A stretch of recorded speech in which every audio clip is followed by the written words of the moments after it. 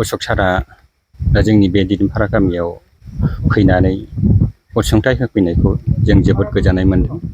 मानोना जोंनि बे दिदोमपारा गामियाव जोङो बे बाथौ थानसालियाव मोनसे जिरायसालिनि थाखाय खोब मोनसे प्रब्लेम जानानै दंमोन।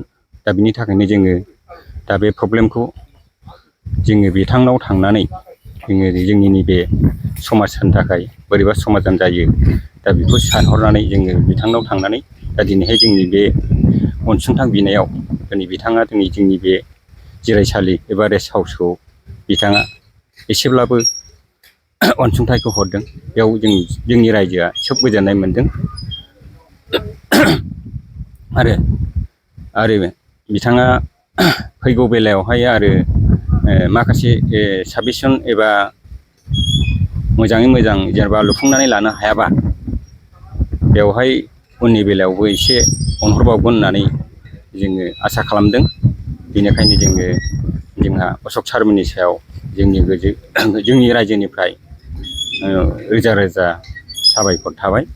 दा जोंनि रायजोनि बुंनांगौ खोथा बेनो आरो दा एसेखिनियाव आंबो फोजोबनाय जाबाय।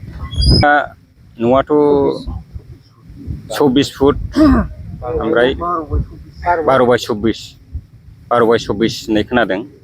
दा आं बाहाय एसे आं एसे सिगाङाव एसे माखासे जाहोननि थाखायनो सफैनो हायाखैमोन। दा बेनि थाखायनो आंनि दा नैबे माबाखौ दा क्लियारै होनो हायियाव दा नैबेखौ आं क्लियार होफिननाय जाहैबाय आरो 24 बाय 12 औ बेखिनियानो आरो न'आ। गोजोन्थों।